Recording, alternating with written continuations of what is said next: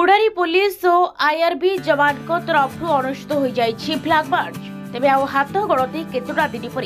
साधारण 2024 निर्वाचन अनुष्ठित होगा जाउथिबा बेले एही निर्वाचन किपरि ठीक ठाक हो पारिबो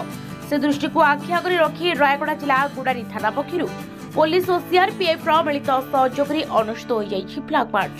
यह अनुष्ठित कार्यक्रम रायगड़ा एसपी हरिशा बिसिंग निर्देश क्रमे संध्या 5 घटिका समय होता बेले गुड़ारी थाना अधिकारी समर्पिता स्वाई नेतृत्व में थाना परिसर आरंभ होता फ्लैग मार्च। यह कार्यक्रम प्रथम पंचधारा कॉलोनी आरंभ हो गुड़ारी एनएसी हरिजन साही लाडी साही ब्राह्मण साही पुष्कर घाट सह मेन रोड दे श्रीगुड़ा छक पहुंची फ्लैग मार्च कार्यक्रम। अन्यपटे सकाल समय गुड़ारी ब्लॉक करलाघाटी पेंडिली खरीगुड़ा बणगोरठा अंचल में इन्स्पेक्टर राजेश्वर सबरଙ୍କ नेतृत्व में फ्लैग मार्च होता देखा समर्पिता स्वाई गुड़ारी थाना एसोटे आमर आगामी 2024 मे 2024 जो इलेक्शन आमर होगा जाऊँगी से तार पूर्व प्रस्तुति एसपी सार एसपी रायगड़ा सार डायरेक्शन निर्देश क्रमे आमर गुड़ारी सहित अन्य समस्त थाना अंचल में फ्लैग मार्च कर मुख्य उद्देश्य हूँ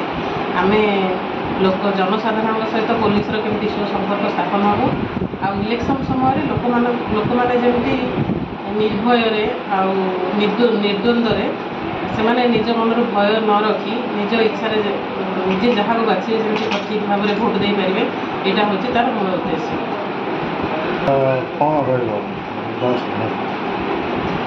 मोर जनसाधारण को ये अनुरोध से सठिक कैंडिडेट बाछंतु जी कि एरिया किसी उन्नति करें कहार प्रेसर कि कौन किसी लोभरे भोट बदलती ना तो संभावना रही संपर्क कौन सजाग रही नहीं मोर जी मोर खबर संग्रह कर गुड़ारी एरिया प्राय लोक सेमती किसी इलेक्शन संबंधी गंडगोल होवार संभावना ना तथापि आमको जेहेतु आगक निर्वाचन अच्छी से सजग रहा पड़े लोक सहित आमर संपर्क ठीक अच्छी लोक मैंने भी खबर विभिन्न समय खबर दौरान किंतु सेमती गंडगोल होवार संभावना किसी आम आशा करूँ। गुड़ारी वीरकिशोर नंदन रिपोर्ट